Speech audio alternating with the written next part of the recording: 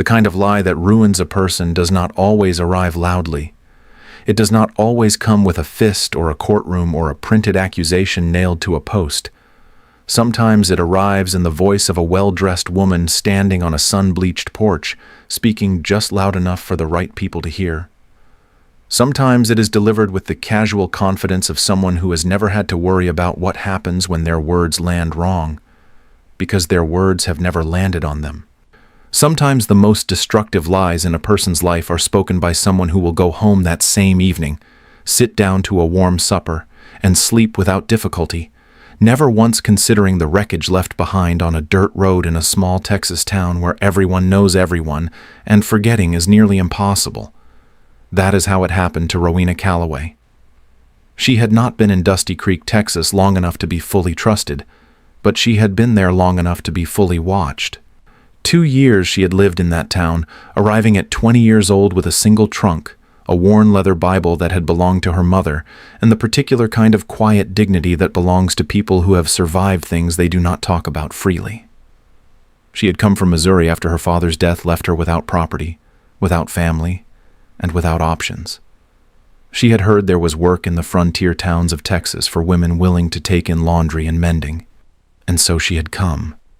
Not with excitement, not with romantic notions of the West.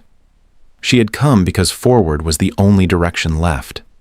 She had found work with Hester Drummond, who ran the boarding house on the main street of Dusty Creek with the particular iron-handed hospitality of a woman who considered herself the town's social arbiter.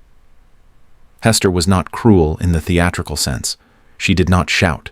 She did not threaten.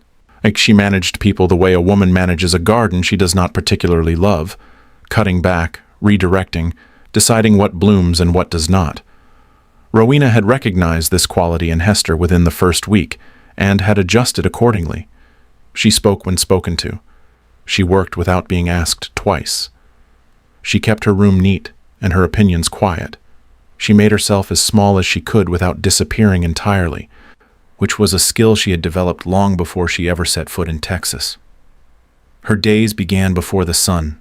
There was a washboard behind the boarding house where she spent the early hours of every morning bent over other people's linens, her hands red from the lye soap and cold water, her arms burning pleasantly in the way that honest hard work burns.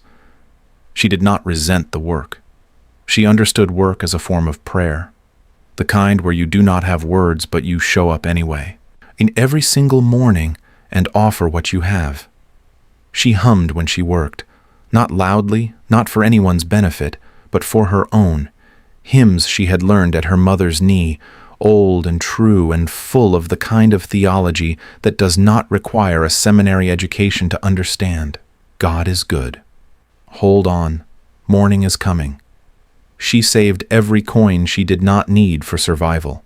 She kept them in a glass jar tucked beneath a loose floorboard under the foot of her narrow cot, because she was a woman who had learned early that things left in plain sight have a way of disappearing. Her dream was land, a small piece of it, nothing grand, just enough ground to stand on, that was hers, where she could plant something and know that the harvest would belong to her and no one else. She calculated. She was patient.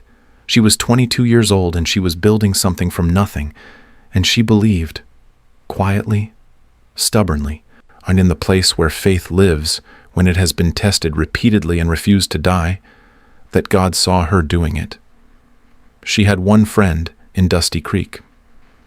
Nora Finch was 19 years old, the daughter of the town's blacksmith, and she spoke with the unfiltered honesty of a person who had never found a good reason to pretend. She had attached herself to Rowena in the early days with the instinctive loyalty of someone who recognizes a kindred spirit and refuses to be polite about it. Nora was not quiet. She was not small. She filled whatever room she entered with opinion and laughter, and a directness that made some of the older women in Dusty Creek press their lips together and murmur about the manners of young people. Rowena loved her for all of it. Nora was the one person in that town who spoke to Rowena as if she simply belonged there, which was more than almost anyone else had done. There was also the church. Rowena attended every Sunday without fail, sitting in the same pew near the back, arriving early enough to have the building to herself for 10 minutes of silence, before the congregation filed in. Pastor Ansel Birch was a man of 60 with the kind of unhurried wisdom that comes from decades of sitting with people in their hardest moments. He had noticed Rowena in those first weeks, not intrusively, but with the pastoral attentiveness of a man who pays attention to where people position themselves in a room. She sat near exits. She did not linger. She gave what little she could to the collection plate. He had made a point of speaking to her after service each week, brief and without agenda. And over time, those brief exchanges had become something she depended on without fully realizing it. An anchor of simple human acknowledgement in a town that was still making up its mind about her. The trouble came on a Wednesday in August, when the Texas heat was so dense it felt personal. Hester Drummond went to her bureau drawer to retrieve a silver brooch, a piece she had inherited from her mother, set with a small chip of garnet, stored beneath a pile of winter scarves because she wore it rarely and had not thought to look for it in over a year.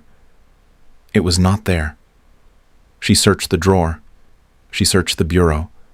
She searched the top shelf of her wardrobe with the methodical agitation of a woman who is building toward a conclusion before she has gathered any evidence. The brooch was not immediately found, and so the conclusion arrived. Someone had taken it. Hester did not conduct a quiet investigation. She did not spend time genuinely considering the possibilities. She stood on the front porch of her boarding house before the morning had fully opened up, and she spoke, in that particular carrying voice she had, about her missing brooch to the women who happened to be passing on the street below. She noted, armed with the careful imprecision of someone who knows how to accuse without legally accusing, that the only person who had been in her upstairs rooms the previous afternoon was her laundress. Her laundress was Rowena Calloway. Within an hour, Deputy Virgil Oates had arrived at the boarding house with the eager shuffle of a man who had not had anything interesting to involve himself in for several weeks. Oates was 35 years old and had held his deputy position not through any particular competence, but through the convenient fact of being Hester Drummond's cousin by marriage and the general indifference of the town's elected sheriff, who had long since stopped attending to minor matters personally. Oates had a face like bread left out too long, soft, slightly sour, bearing the particular expression of a man who mistakes petty authority for genuine power. Rowena was summoned to the front porch. She came from the back of the house where she had been folding dried linens, and she walked through the door and into the assembled scene, Hester, Oates, 3 townswomen who had found reasons to linger, with the composure of someone who had learned that losing your countenance in front of people who want to see you lose it is a gift you are not required to give. She stood straight. She kept her hands still. She met Oates's eyes without blinking. She denied it plainly and without decoration. She had not taken any brooch. She had not seen any brooch. She had never, in 2 years of employment at that boarding house, taken a single thing that did not belong to her. Oates conducted his search of her room with the theatrical thoroughness of a man performing for an audience rather than seeking truth. He opened her trunk. He looked under the cot. He lifted the mattress. He found nothing that resembled a silver brooch. What he did find was the glass jar beneath the floorboard, her savings, the coins, and the 2 folded bills that represented months of careful accumulation and a dream that was still alive despite everything. He held it up. He let the implication hang in the air without saying it directly, which is a particularly cowardly form of accusation, one that cannot be defended against because it has not technically been made. Where does a laundress get savings like this? The question was not asked out loud. It did not need to be. It was legible on every face turned toward Rowena in that moment. She answered the unasked question anyway, because she was a woman who had not yet learned to let injustice pass in silence, and because silence in that moment would have felt too much like conceding something she refused to concede.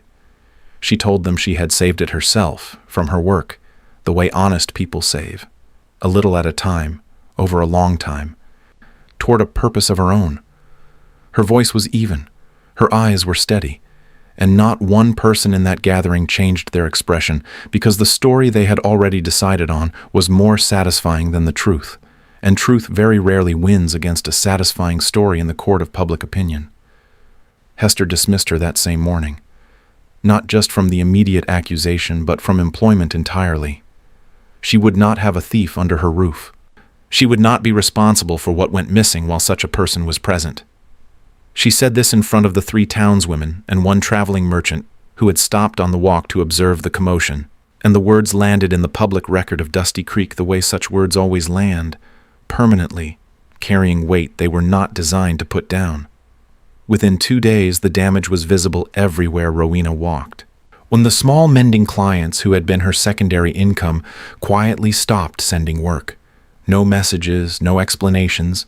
The work simply stopped arriving, the way sunlight stops arriving in a room when a door is closed. The mercantile owner, a man named Clement Hodge, who had always been cordial enough, watched her from beneath his brows when she came in to purchase thread. Children who had smiled at her on the street were pulled gently but firmly away by their mothers, not harshly, but with the decisive redirection of women protecting their households from a person they had decided was unsafe. It was not violent. It was not loud. It was the slow, societal suffocation of a person being quietly expelled from belonging, and it was, in its own quiet way, one of the crueler things a community can do.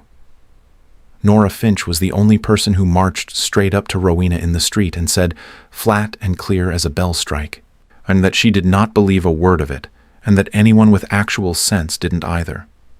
It was generous. It was genuine.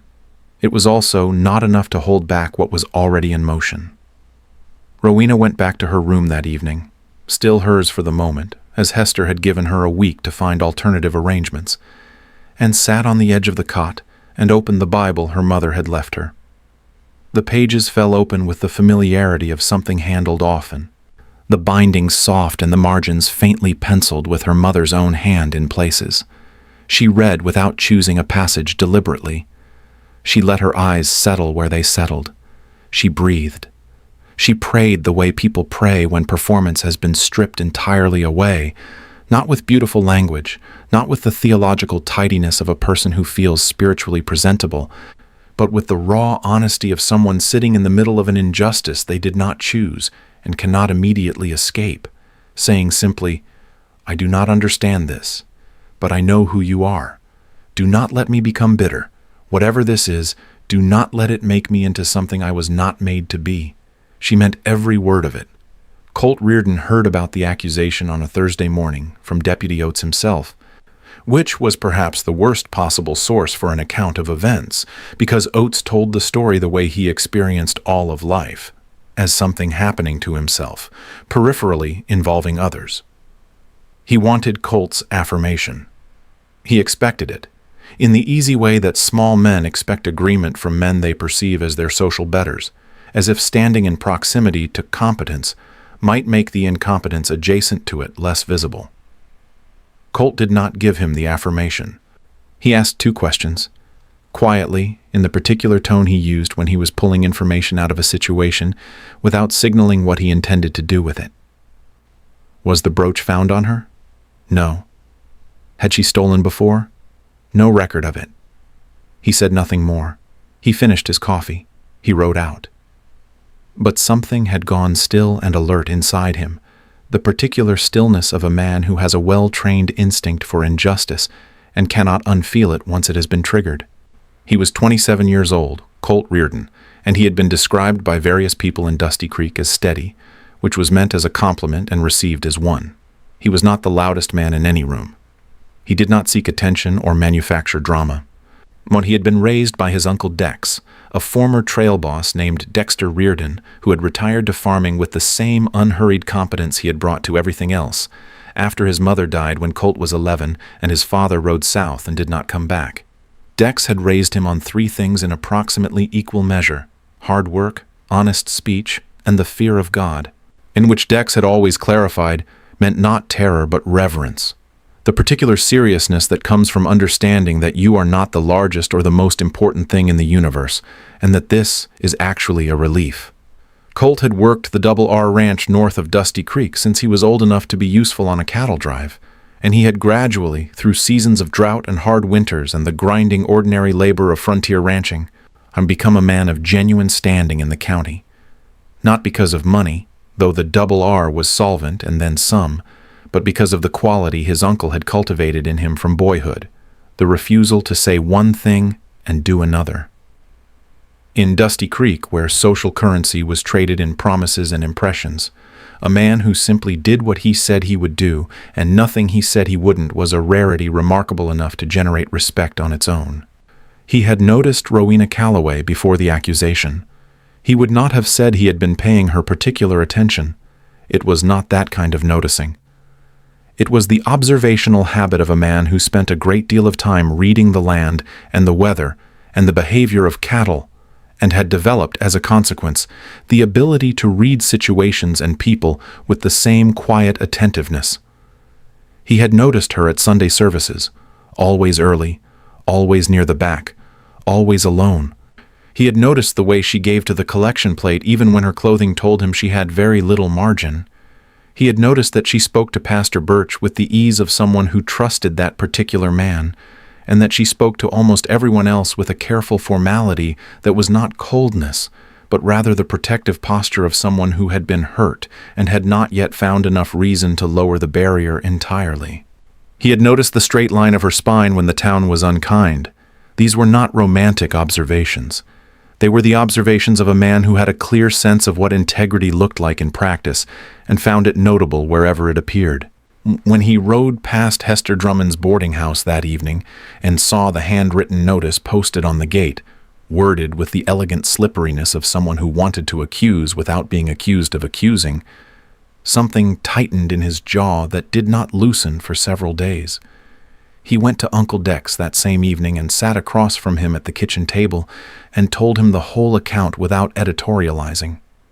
Dex listened in the way he always listened, completely, without interrupting, with the focused silence of a man who understands that most people tell you everything you need to know if you simply give them room to do it. When Colt finished, Dex set down his coffee cup and said, "A good man does not let an innocent person drown because swimming in is inconvenient." It was not a suggestion. It was a statement of principle that Dex had lived by long enough that it had become simply a description of how things were. Colt began, as quietly and without announcement, to investigate. He did not conduct this investigation the way Oates had conducted his search of Rowena's room. For performance, for audience, for the satisfaction of confirming an already held conclusion. He moved through the information the way he moved through difficult terrain, methodically, patiently, without rushing toward an answer before the ground had been properly read. He stopped at the Mercantile and asked Clement Hodge, in the course of casual conversation, when the brooch had last been seen. He spoke to Hester's house girl, a timid 13-year-old named Bess, who was quiet as a held breath when he asked her gentle questions, but who mentioned, eyes fixed somewhere near the floor, that she had seen Mrs. Drummond wearing the brooch to a private supper in her own sitting room approximately 3 weeks prior. He noted the information and thanked Bess and left without making her feel she had done anything alarming. He brought what he had gathered to Pastor Birch, because Colt was a man who grounded significant decisions in counsel and prayer, and had been doing so long enough that it was not a performance of piety, but simply the practical recognition that wisdom distributed among trustworthy people is more reliable than wisdom held alone. The pastor listened. He said that pursuing this would cost Colt something. Hester Drummond was not a woman who forgot social offenses, and Oates was not a man who forgave being made to look foolish. Colt said what he had said to Uncle Dex, essentially. The cost to him was smaller than the cost to Rowena if he did nothing, and that settled it. The Sunday after Hester's public dismissal of Rowena, Colt was at church as he always was, tying his horse at the post when he watched Rowena walk up the church steps alone. She had almost not come. He did not know that then. He learned it later.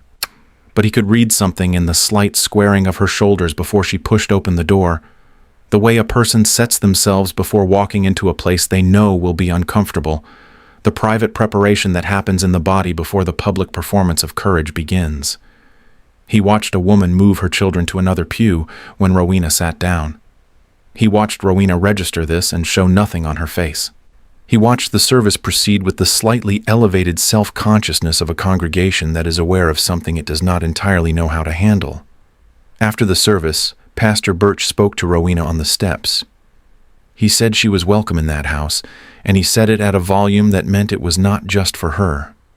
Rowena thanked him with a brief and genuine smile, the first fully unguarded expression Colt had seen on her face, open and warm and completely undefended for one small moment before it settled back into careful composure. He walked over because every observation he had made about this woman told him that waiting would look like cowardice, and cowardice was not something he had any use for. He took off his hat. He told her his name. He told her he did not believe she had taken the brooch, plainly without softening it into something that could be interpreted as a social pleasantry. She searched his face with the focused patience of a woman who has learned to audit sincerity because she has met a great deal of its imitation, and she found in his expression something she had not been expecting. Nothing. No angle, no performance, no undercurrent of any motive she needed to be guarded against.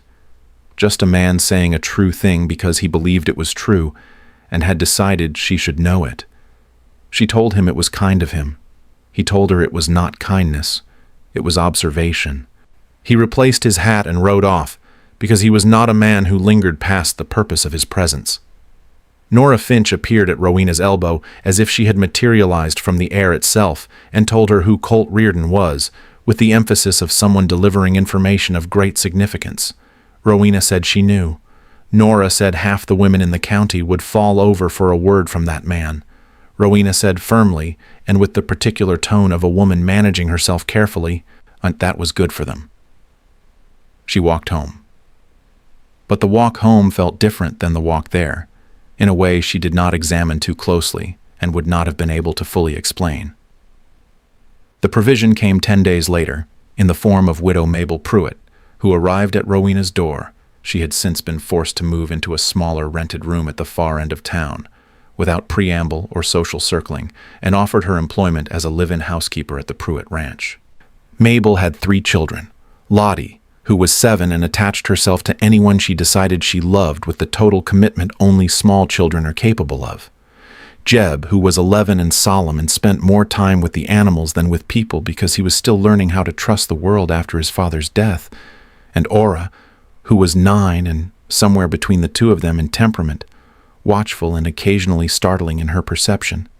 Mabel herself was 48 and had been quietly managing the full weight of a working ranch on her own since the cattle accident that took her husband, and she had reached the honest recognition that she needed help not because she was weak, but because no one person is designed to carry that much alone. She told Rowena she did not care what Hester Drummond said. She cared what she could see with her own eyes, and what she saw was a woman who worked honestly and feared God. That, Mabel said, or was enough for her. Rowena arrived at the Pruitt Ranch the following week with her single trunk and her mother's Bible and her glass jar of savings, and within 24 hours Lottie had decided that Rowena belonged to her personally and arranged her life accordingly. There was something about the child's uncalculating affection, the way she simply chose people and committed to the choice with her whole self, that reached into the part of Rowena that had been starved of warmth for the better part of 2 years, and offered it something without conditions or agenda. Rowena, who had spent months learning to need nothing from anyone, found that she could not quite defend herself against a 7-year-old who had simply decided she was beloved. She was still falsely accused. Her name was still shadowed in Dusty Creek. Nothing had been resolved, but she was somewhere safer than she had been, working for a woman who saw her, sheltered under a roof where her character was not in question, and caring for 3 children who had no idea she was supposed to be a thief and no interest in finding out. She sat on the back step of the Pruitt house that first evening as the sun went down over the flat Texas horizon, and she opened her Bible, and she was not afraid. She was not where she had planned to be. She was exactly where God had placed her. Those 2 things were not in conflict. Colt rode past the Pruitt Ranch on the afternoon of the 5th day after Rowena had moved there. He was not looking for her. He had legitimate business at the south fence line where his property bordered Mabel Pruitt's grazing land, and the route took him past the ranch yard, and what he saw as he passed at an unhurried pace was Rowena in the yard, kneeling beside little Lottie, who was attempting, with total conviction and minimal success, to braid a length of rope. He could hear the child's instructions to herself, the running commentary of a small person working out a problem with enormous seriousness. He could hear Rowena laughing. It was not the careful, restrained sound of a woman managing her public presentation. It was an actual laugh, full and unguarded and bright, the kind that comes up before you can stop it, before you decide whether it is appropriate, before you remember that you have reasons to keep things close. He slowed his horse without deciding to. He watched for a moment, not intrusively, not indulgently, but with the attention of a man who has just seen something true and does not immediately want to look away from it. He rode on. He told himself that he was glad she was somewhere better. He told himself that was the entirety of it. He thought about her laugh for the rest of the afternoon, and he did not tell himself anything about that. Truth has its own weight and its own patience. It does not always arrive when we need it most urgently. It does not run on our timeline or answer to our desperation. But it arrives. In Dusty Creek, Texas, in the late summer of that particular year, truth was already in motion. Quiet, deliberate, moving through the evidence like water finding the crack in stone. And somewhere north of town, a man who believed truth was worth more than comfort was following its trail, one careful step at a time, toward a reckoning that would change more than one person's story before it was finished. There is a particular kind of courage that does not get celebrated the way courage is supposed to be celebrated. It does not arrive on horseback in a dramatic moment. It does not come with a crowd watching and a clear enemy to face down, and the clean satisfaction of a confrontation that resolves itself in a single afternoon. The courage that Rowena Calloway practiced every morning that autumn was the quiet, grinding, daily kind, the courage of continuing, of getting up when remaining in bed would have been entirely understandable, of going to church when the congregation made her feel like a problem they had not solved, of doing her work well at the Pruitt Ranch, even on the days when the injustice of her situation sat on her chest like a stone and made the ordinary effort of ordinary things feel unreasonably hard, of refusing, day after day, to let what had been done to her define who she was becoming. 6 weeks into her time at the Pruitt Ranch, she had found her footing there in the way you find your footing anywhere that is genuinely welcoming. Gradually, then all at once, and then with the quiet relief of a person who realizes they have stopped bracing for the next blow. Mabel Pruitt ran her household with the no-nonsense efficiency of a woman who had managed a ranch short-staffed through 2 hard winters and a devastating drought year, and she had no patience for pretense in any direction. She did not speak to Rowena as an employee she was tolerating. She spoke to her as a capable person whose judgment she respected, whose input she sometimes solicited on household and child-related decisions, and whose quiet faith she recognized as genuine because she had lived long enough to distinguish it from the performed variety. Between these two women there grew, in those autumn weeks, the kind of friendship that does not announce itself dramatically but simply becomes evident, in the way a conversation about the children's winter clothing can turn into a conversation about grief and hope without either person planning it, in the way one woman can sit with another in silence in the kitchen after the children are in bed and both of them know exactly what the silence is for and feel no need to fill it. Rowena's faith in this season was changing texture. It had been, during the worst of the accusation and its aftermath, a survival faith, gripped tight, held onto the way you hold a fence rail in a storm, not because it is comfortable, but because it is the only thing solid enough to trust with your full weight. Now it was becoming something more expansive. She had been provided for when provision seemed impossible. She had been given a roof, work, and 3 children who did not know she was supposed to be shamed and treated her accordingly. She had been given Mabel Pruitt, who saw her clearly and chose her anyway. These were not coincidences. They were the fingerprints of a God who had been present in the wilderness, even when the wilderness felt entirely empty, and she could not stop being moved by the evidence of it. She read her Bible each morning before the household woke. She prayed with the children at mealtimes, a practice Mabel had already established, but that Rowena enriched with the particular warmth of a woman who understood that faith practiced in front of children is one of the most important things an adult can do, because children absorb what they live with in ways that outlast anything they are taught in a formal sense. Little Lottie began to ask her questions about God with the frank directness of a 7-year-old who sees no reason why the most important questions should be treated as if they are too large to ask out loud. Rowena answered her honestly, at the level of a 7-year-old's understanding, without condescension and without evasion. Jeb observed these exchanges from behind his usual quiet watchfulness. Ora asked her own questions a few days later, alone in the kitchen, pretending to help peel potatoes while she worked up to them. Rowena answered Ora the same way she answered Lottie, honestly, warmly, without making the child feel that she had asked too much. She was giving these children something she herself had received from her own mother and then been without for several years, and the giving of it was as healing to her as it was to them, though she would not have thought to describe it that way. Colt Reardon had not been idle in those same 6 weeks. He had a letter to write, and he had written it carefully, with the help of Pastor Birch, who had a facility with formal correspondence that Colt admired. The letter was addressed to a woman named Vera Aldgate in San Antonio, Hester Drummond's cousin, whose visit to Dusty Creek had occurred 3 months prior, and whose connection to the missing brooch Colt had traced through a conversation with the town seamstress, who recalled Hester bringing the piece in for a clasp repair and, in the way seamstresses do, had remembered the brooch's description in detail and had remembered something Hester said in passing about her cousin admiring it. Colt was not a man who rushed the gathering of truth.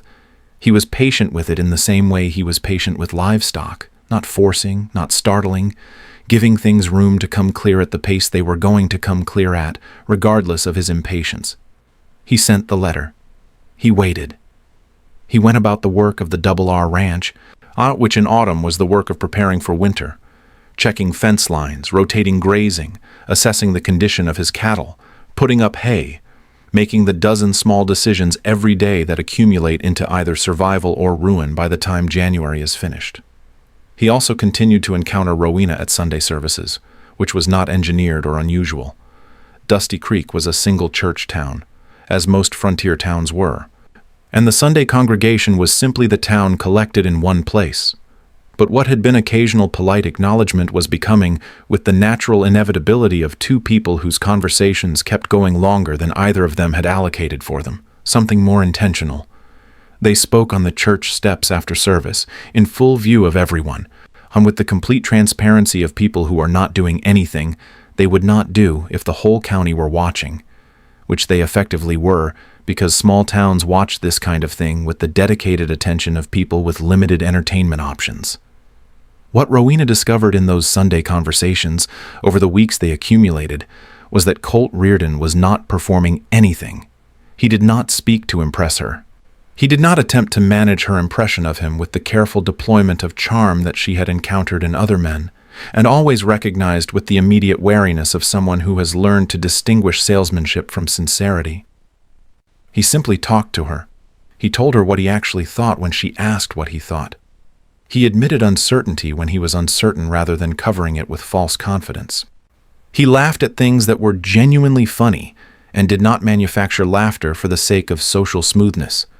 He asked her questions about herself and then listened to the answers with the actual attention of a person who wanted to know, rather than the performed attention of a person waiting for their turn to speak again. She asked him once, in one of those October conversations that had extended past the point where most people had gone home, what it had been like to grow up without parents in the conventional sense.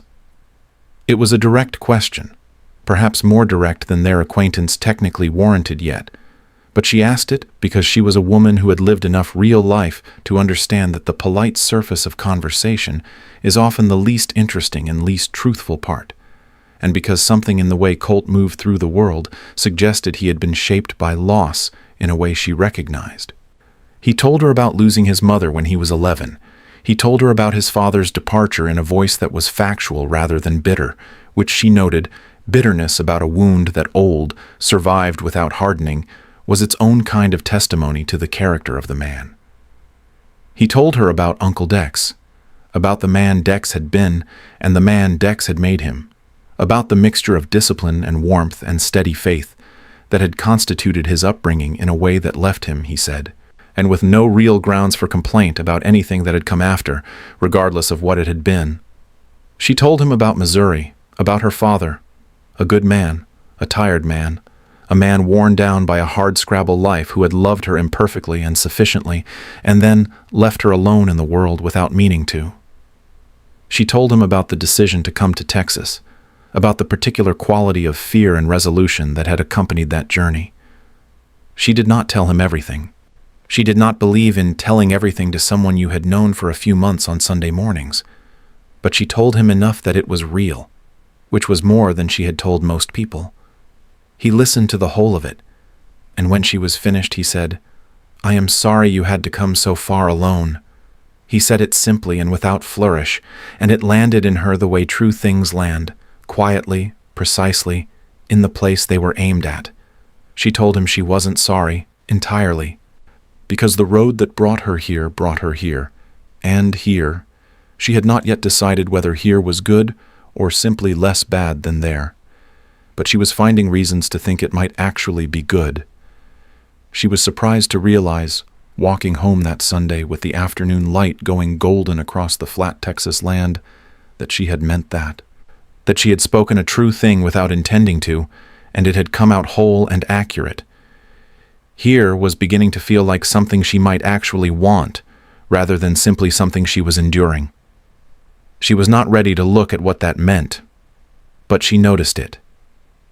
Mabel Pruitt watched all of this with the particular intelligence of a woman who has loved deeply and lost the person she loved, and has therefore developed an acute sensitivity to the early movements of genuine feeling in other people. She did not say anything about it directly to Rowena for several weeks, because she understood that the kind of trust Rowena was slowly building was delicate enough that the wrong comment at the wrong moment could cause it to close back up like a hand protecting something it is not sure is safe to hold openly. She was patient. She was watching. She was rooting for Rowena with the quiet ferocity of a woman who has seen another woman survive something genuinely hard and wants her to get everything that follows to be worth it. When she did finally speak, and it was in the kitchen, late, after the children were in bed, over the particular honesty that lives at the end of a long day when both parties are too tired for pretense, she said, "That man comes 20 miles out of his way to discuss a fence line." She said it in the tone of someone presenting evidence for consideration, not drawing a conclusion that was not hers to draw. Rowena, without looking up from the mending she was doing, said she was certain it was a very important fence line.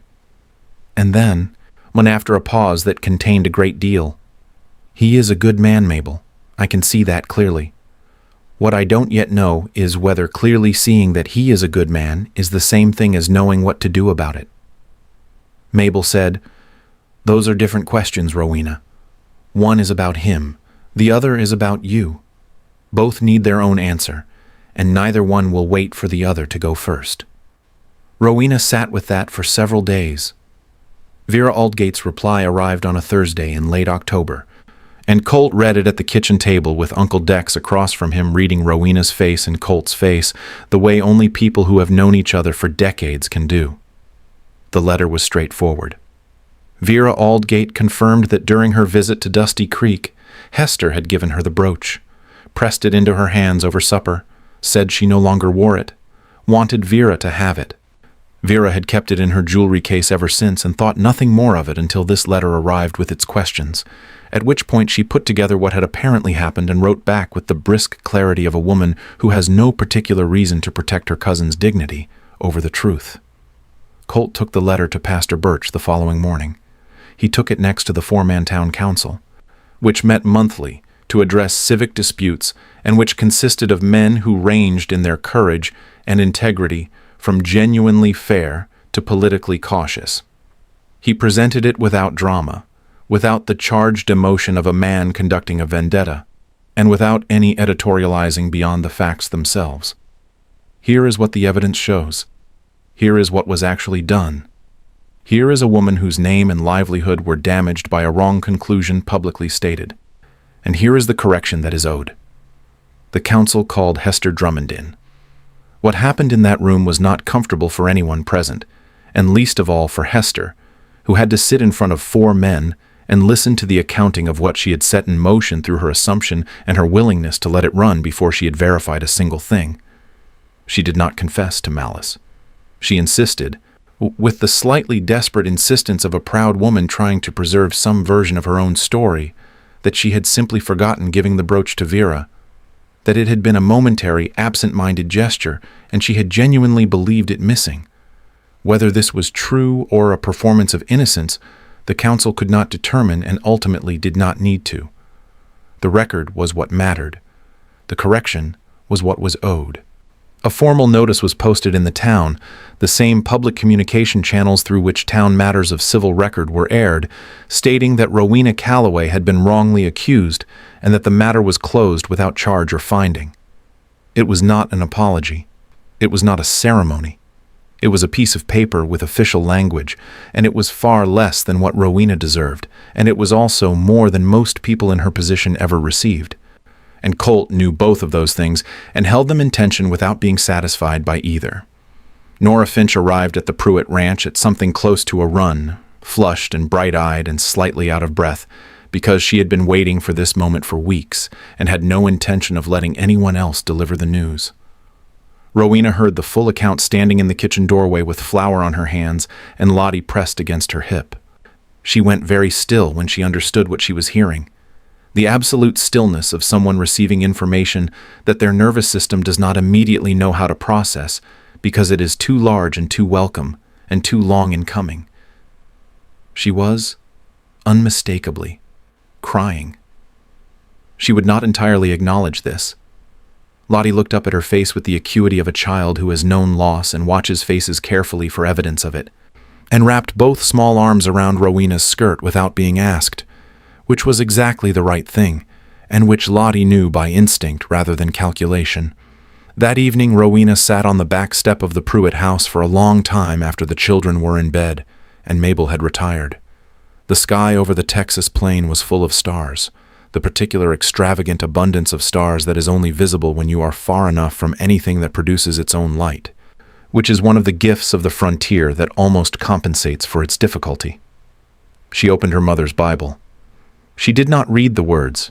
She simply held the book and looked at the sky and felt, for the first time in many months, that the ground under her was stable. Not perfect, not everything she had hoped for, but solid in the way that matters. The solidity that comes not from circumstances being smooth, but from knowing that you were seen and held through them, even when you could not feel it. The following Sunday, Rowena walked to Colt before he could walk to her.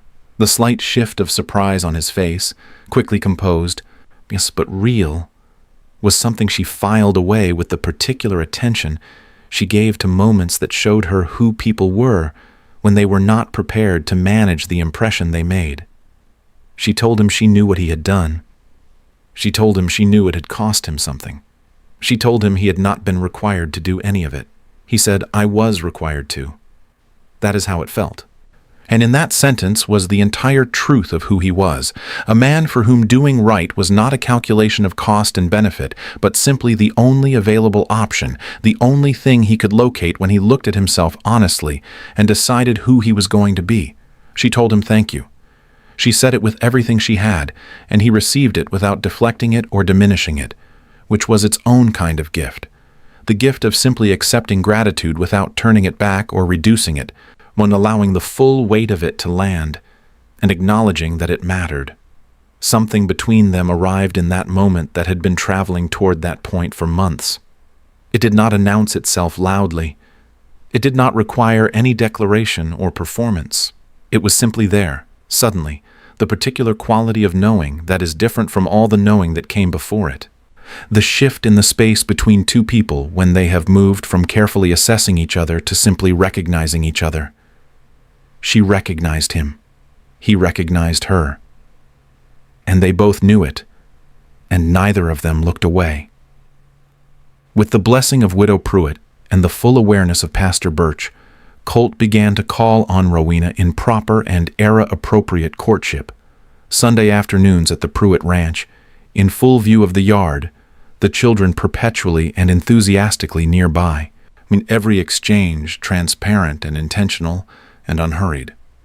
He came one Sunday with a small paper of peppermint drops as a gesture of simple generosity, and was immediately flanked by all 3 Pruitt children before Rowena could receive them, which led to a brief and cheerful negotiation in which the children won most of the peppermint drops. And Rowena laughed with the full freedom of a woman who has finally decided that joy is something she is allowed to experience without immediately preparing for its withdrawal. Colt stood in the Pruitt yard grinning like a man who had been handed something he did not know he needed until it arrived. He spoke to Uncle Dex about Rowena with the uncomfortable precision of a man who does not like to be observed in vulnerability, but who trusts the specific person he is being vulnerable in front of. Dex listened to all of it, the observation over months, the Sunday conversations, the peppermint drop incident, the way Colt felt when she laughed, with the focused quiet of a man who is also a little bit praying while the other person talks. When Colt finished, and Dex said, "Stop calculating and start praying. Do you respect her? Yes. Do you trust her character? Yes. Are your intentions honorable? Entirely. Then those questions are answered. The only remaining question is the one you ask God, and it sounds to me like you've already been asking it. What's he saying?" Colt was quiet for a moment. Then, "Peace," he said, "more peace than I can account for by my own reasoning." Dex picked up his coffee. "Then stop dawdling," he said. Rowena, in those same weeks, was doing her own wrestling, not with whether she had feelings for Colt, which had moved some time ago from a question into a quiet certainty she kept examining from different angles to confirm it was real. She was wrestling with trust, with the specific vulnerability of allowing someone access to the places in yourself that have been hurt, the gamble of extending faith toward another person when faith has been used against you before. She brought this to God with characteristic directness. She did not dress the fear up in more acceptable language. She said plainly that she was afraid, and that she needed to know whether this was wisdom or simply the wound speaking. What she watched in those Sunday afternoons was consistency. Not the performed consistency of a man on his best behavior, but the natural consistency of a man who is the same person in all his contexts. The same with the children as with her. The same with Mabel Pruitt as with the pastor. The same when he thought no one was paying particular attention as when he knew he was being observed. This consistency was, she had come to understand, rarer than almost any other quality, and worth more than almost any other quality.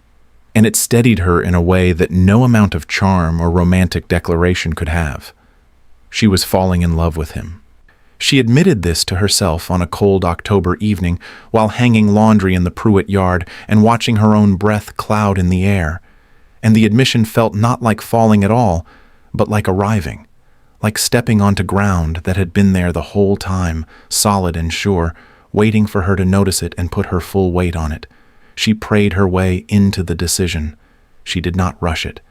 And when the peace came, steady, unmistakable, the kind that does not originate in your own hopefulness but arrives from somewhere beyond it, she held it and knew what it meant. On a late October afternoon, with the sky burning orange and violet over the Pruitt fence line and the children running ahead through the dried grass, Colt walked beside Rowena and said what he had come to say. He told her he was not a man who spoke before he was certain. He told her he was certain. He asked her permission to speak with Pastor Birch and with Mabel Pruitt, formally, correctly, with no ambiguity about his intentions, about the hope of a permanent future with her. He did not call it marriage yet, but he meant marriage, and she knew he meant marriage, and the precision of his language, wanting everything above board, nothing hidden, nothing that could be misread or later questioned, was itself a declaration of the kind of man he was. She told him to ask them, and she told him she would be listening for what God said too. They walked back to the house in the fading light, the children tumbling ahead of them, and Lottie's laughter carried back on the cold air like a small, bright bell.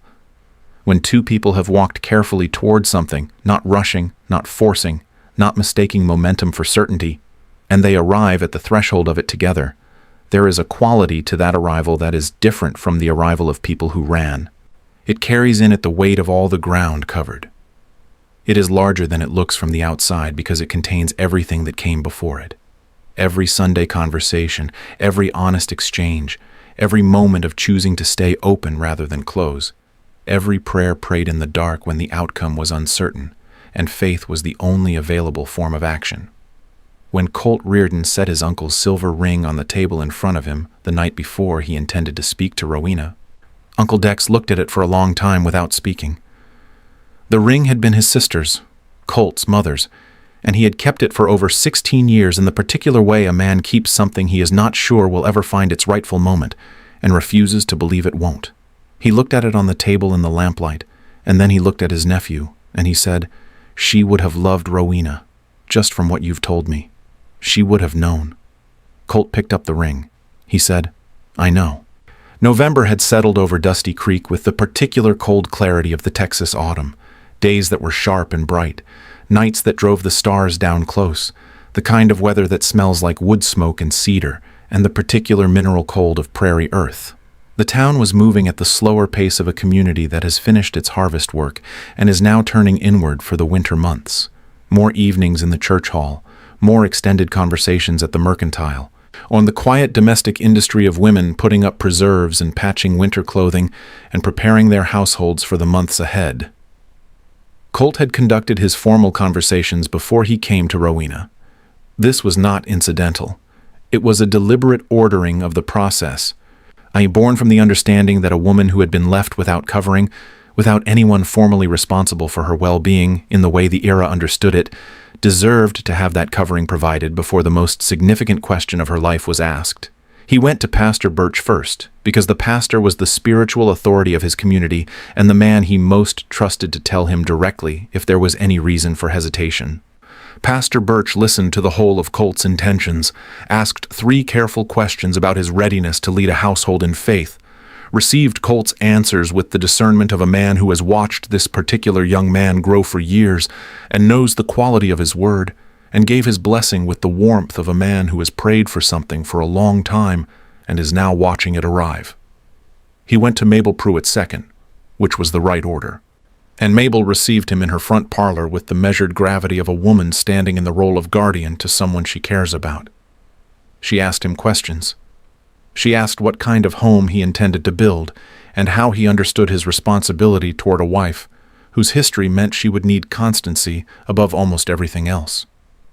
She asked him about his faith in practical terms, not whether he believed, but how he lived it, which is the only version of the question that tells you anything useful. She asked him what he understood about Rowena specifically, not women in general, not wives in general, but this woman, her particular character and history and needs. His answers satisfied her, not because they were perfect, she was not looking for performance, but because they were honest, including the parts where he acknowledged what he did not yet know and could not promise, because no one can promise what the future holds, only what they will bring to it. She gave her blessing.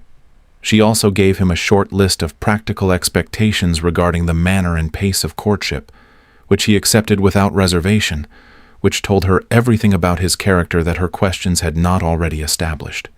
He came to the Pruitt Ranch on a cold December afternoon with the sky the color of pale iron and the cedar smoke rising straight from the chimney into still air. Mabel had arranged for the children to be occupied inside. Rowena was on the porch, wrapping dried herbs from the late kitchen garden into small bundles, practical work, useful work, the kind she was always doing, and something about the sight of it moved him in a way he could not entirely have explained. The way ordinary goodness moves a person when they have learned to recognize it as extraordinary. He sat across from her. He did not circle the point. He told her he loved her, and he said it with the plainness of a man who has determined that the most important things deserve to be said directly, rather than wrapped in the elaborate staging of romantic speeches, because elaborateness serves the speaker's sense of occasion more than the listener's need to know what is true. He told her he believed God had placed her in his path, and that what had grown between them was good and real, and not the product of convenience or loneliness or any lesser motive. He told her he had a life he wanted to build with her, and a faith he wanted to share with her, and that everything he had to offer, he would offer honestly and completely and every day for the rest of his life. He held out his mother's ring. Rowena looked at the ring. She looked at his face. The dried herbs were still in her hands. Somewhere inside the house, she could hear Lottie singing to herself in that tuneless, wholly joyful way of a child who is simply happy with the fact of being alive, requiring no particular reason. The sound of it went through her like warmth. She had prayed about this. She had been praying about it since October, when she had admitted to herself on the cold morning with the laundry line that she had fallen in love. She had been patient with the prayer, not bargaining, not instructing, not informing God of her preferred outcome and requesting confirmation. Simply asking, simply listening, simply trusting that the peace she was waiting for would be distinguishable from her own desire when it arrived. It had arrived. It was here, in this moment on this porch, in the cedar smoke cold of December, solid and complete and sourced in something that did not originate in her own longing. She said yes. She said it with the certainty of a woman who has arrived at a decision through the whole of herself rather than a single part of it. And Colt heard the fullness of it and put the ring on her finger, and they sat for a moment in the particular silence of two people who have just handed themselves to each other and are still in the first breath of understanding what that means. Inside, Mabel Pruitt watched from the kitchen window with tears tracking silently down her face and made no effort to pretend otherwise. She called the children to the back room with a voice that convinced absolutely no one. All three of them pressed immediately to the window glass with the unified determination of children who understand that something important is happening and have no intention of being excluded from the record of it. Hester Drummond came to the Pruitt Ranch on a cold November morning, and Mabel answered the door and Hester asked to speak with Rowena. She stood in the parlor, a woman who had rarely in her life been in the position of owing something she could not simply decline to pay, and she said what she had come to say in a voice from which most of its usual authority had been withdrawn. She had been wrong. She had spoken before she knew. The harm it had caused. She could not fully account for the harm, and she was not certain she had the full measure of it, but she was sorry for what it had done to Rowena's name and livelihood and peace. She stood there and said it, and it cost her something visible, and it was not a perfect apology in the theological sense. Pride was still there, modulating the delivery, but it was real, in the way that things done at genuine cost to oneself are real. Rowena looked at this woman and felt the full difficulty of what was required of her in this moment. She felt it clearly and without minimizing it. She had lost 2 months of her livelihood and nearly a year of her reputation. She had been publicly shamed and socially abandoned and forced from her home. The injury was real and had been real. Grace was not the pretending that it wasn't. She said, "I forgive you, Mrs. Drummond." She said it because she had been given forgiveness she had not earned and could not deserve, and because she understood, in the cellular way that genuine faith eventually becomes bodily knowledge rather than simply intellectual conviction, that the extension of grace to someone who has wronged you is not the erasure of the wrong. It is the refusal to let the wrong become the governing narrative of the future. It is the choice to be free rather than to be right. And freedom is worth more than being right in almost every case. Hester left. Mabel Pruitt did not say anything immediately. She waited, and when Rowena said, "That was the hardest thing I've done in a long time," Mabel said simply, "I know. That is how you know it was real."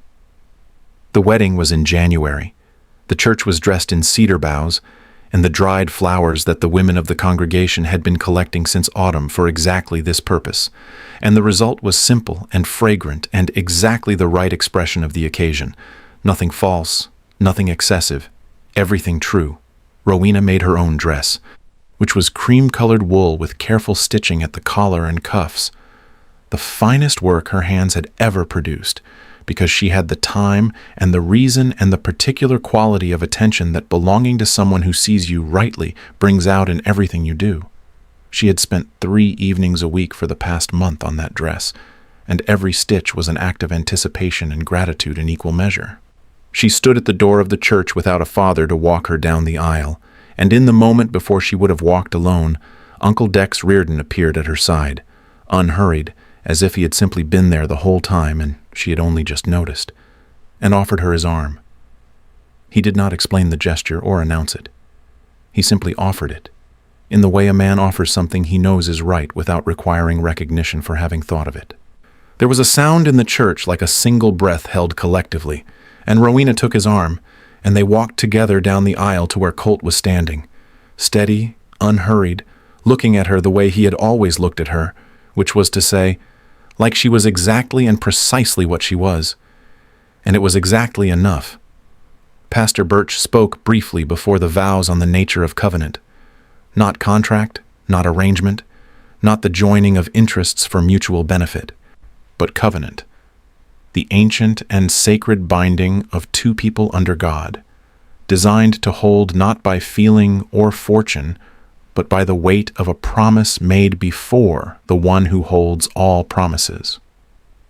The vows were the traditional vows of the era, and they were spoken in the particular voice of people who mean every word, because they have thought carefully about every word, and chosen this with their full selves, rather than their best mood. Lottie held the small bouquet of dried flowers with both hands and the seriousness of a person entrusted with a great responsibility. Jeb stood beside her in his best shirt with his hair combed back, watching everything.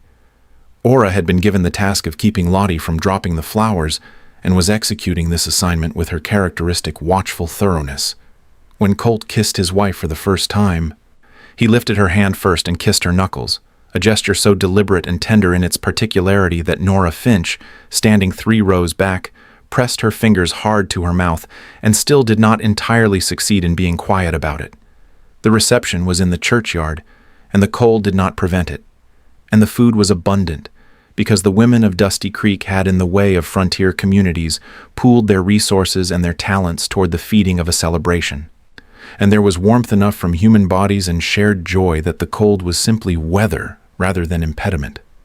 Uncle Dex ate 2 plates of everything and wept twice and denied both times that he was weeping. Mabel Pruitt laughed more freely than anyone had seen her laugh since her husband died. The 3 children ate themselves into a pleasant stupor and fell asleep in the church hall in a pile like a litter of puppies, and this was considered by all present to be exactly appropriate.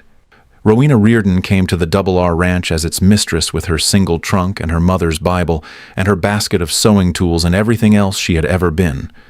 The ranch house became a home in the truest sense, not because it was decorated or arranged in any particular way, but because of what was practiced in it.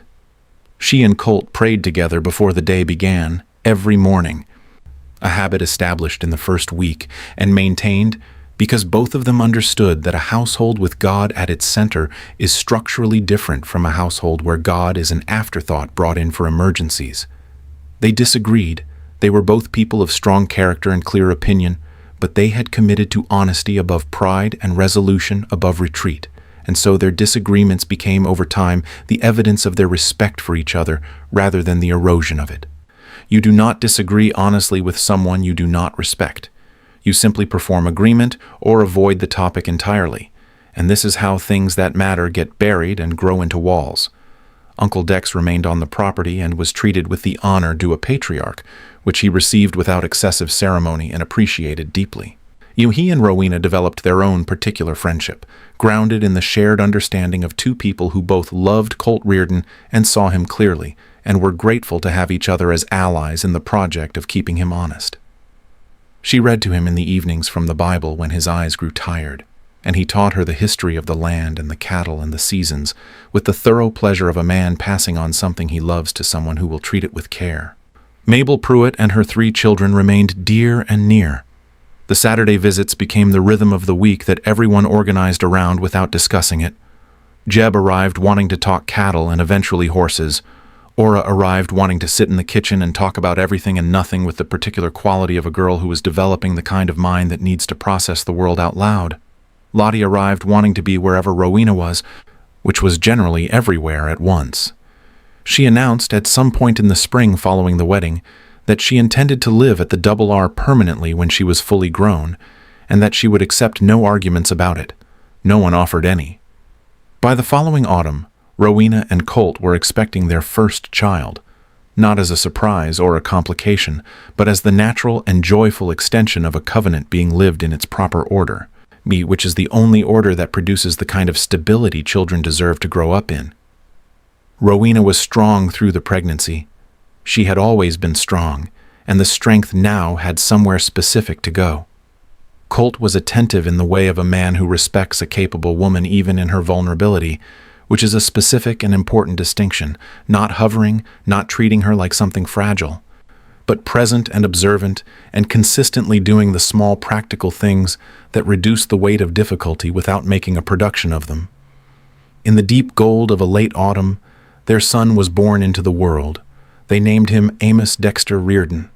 Amos for the prophet who spoke truth into an unjust world without flinching, which was the story of his parents' courtship in miniature. And Dexter for the man who had raised one of them and loved both of them and had kept a ring safe for 16 years on the faith that its moment would come.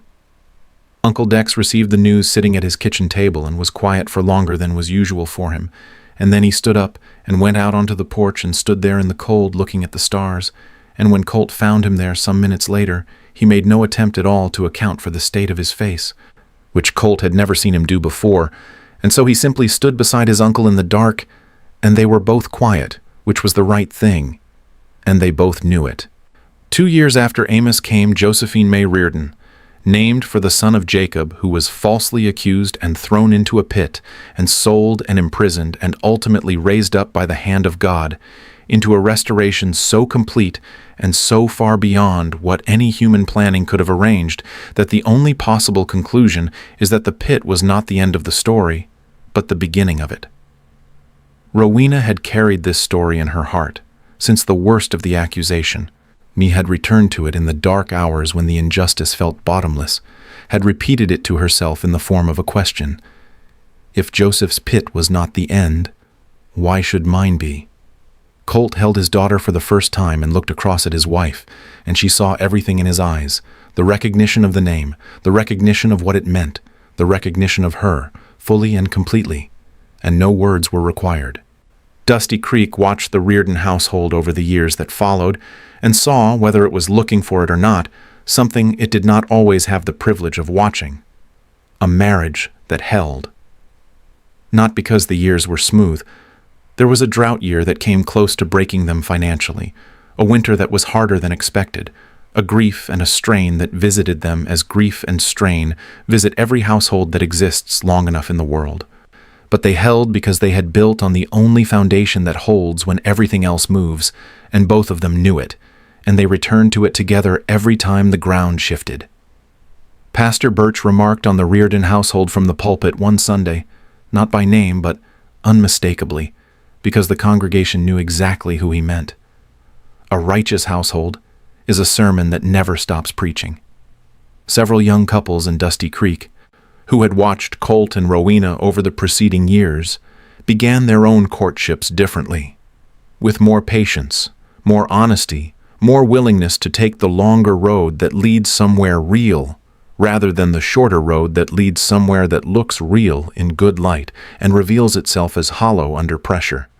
Even Hester Drummond, in the way of people who have experienced genuine conviction and genuinely acted on it, became in her later years a softer version of herself, still particular, still precise, still the social authority of Dusty Creek by sheer force of long residence, but less interested in the maintaining of hierarchies and more interested in something that looked, if you watched carefully, like actual kindness. She came to the Double R in the spring when Josephine May was born with a small gift wrapped in cloth, and she and Rowena spoke on the porch for half an hour. No one recorded what was said. What was known was that Hester left with red eyes, and Rowena came inside and told Colt that she thought the woman had found some peace, and Colt looked at his wife, this woman who had been falsely accused and publicly shamed and abandoned, and who had chosen, at every available fork in the road, grace over bitterness, and said, "You've been giving that away since before you had any reason to." She told him someone gave it to her first. She meant it theologically. She also meant it personally. She meant Mabel Pruitt, who saw her when no one else would. She meant Nora Finch, who stood beside her on the street when standing beside her cost something. She meant Pastor Birch, who said her name out loud on a Sunday morning when others were pretending not to see her. She meant a cowboy who asked 2 quiet questions and then followed the truth wherever it led. Not because it was convenient, but because he could not find it in himself to do otherwise. She meant the God who had been present in every single hour of it, the humiliation and the provision and the restoration and the love and the children and the evenings on the porch of a life she could not have imagined or engineered from the floor of that narrow rented room where she had sat with a glass jar of savings and a worn Bible in a dream that refused to die. The last scene of this story is not dramatic. It does not need to be. It is an evening in the late summer of their 4th year of marriage, when the double R is golden in the long horizontal light, and the air smells of warm grass and cedar and the first edge of the coming autumn. Rowena is on the porch with her mother's Bible open in her lap, its cover mended twice now by her own hands, its pages full of her mother's pencil marks and her own, 2 generations of women who held on and found God faithful and wrote it down, so the next one would know. Amos is in the yard with his father, learning to rope a post, his face contracted in absolute concentration, his tongue slightly out the way his father's is when he is working something difficult. On the 4th attempt, he gets it, and his shout of triumph carries clean across the yard and into the evening air. Colt laughs, full and unguarded, the same laugh Rowena has loved since the first time she heard it, and shows him how to do it again. Because a man who has just succeeded at something difficult should do it again immediately so the body remembers. Josephine is in Rowena's lap, working a length of braided leather with the absolute absorption of a child who has decided this is the project of the hour.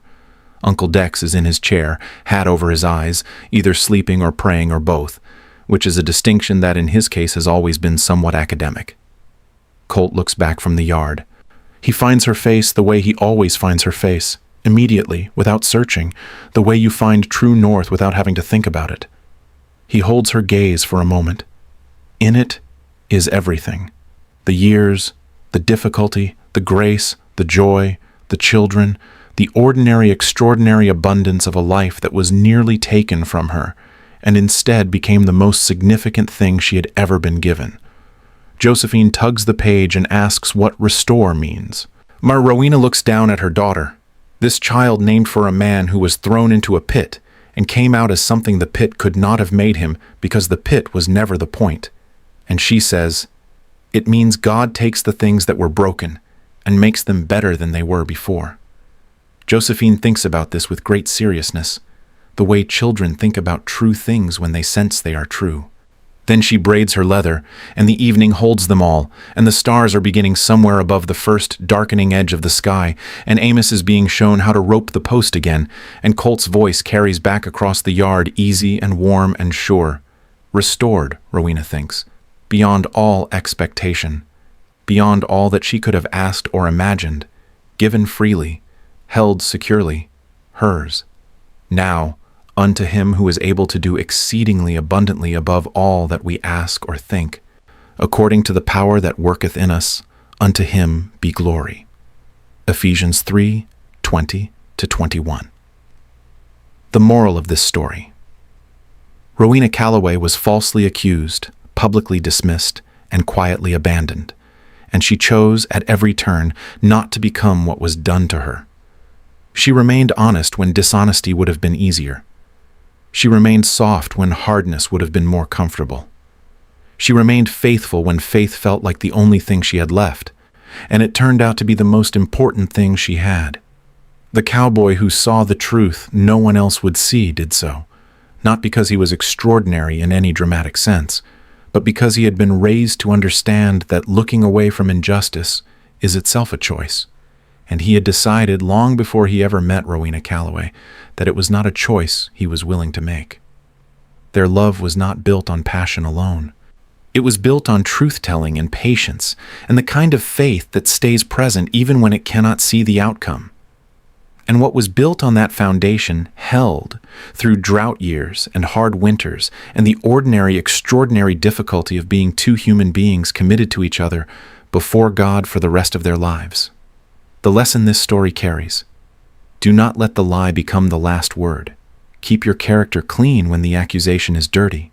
Forgive not because the wrong was small, but because you were made for more than carrying it, and trust that a God who sees every injustice done in darkness will bring light, not always on your timeline, not always in the form you expected, but always, always in time. A note to you. If this story moved something in you, if Rowena's quiet courage, Colt's steady faithfulness, or the slow and certain work of restoration spoke to something you are carrying right now, then you are not reading this by accident. Maybe you are the one who has been falsely accused, unfairly dismissed, or quietly abandoned by people you trusted. Maybe your name has been shadowed by someone else's story. and you are sitting in a season that does not feel like what God promised you. Maybe you have been waiting so long for the truth to surface that you have started to wonder whether it will. Keep your Bible open, keep your character clean, keep showing up. Truth has its own weight and its own patience. It does not run on the timeline of our desperation, but it arrives. And the God who saw Rowena on that back step in the dark with her glass jar of savings and her worn-out hope saw everything that came after it too, and was already working in it before she could feel him moving.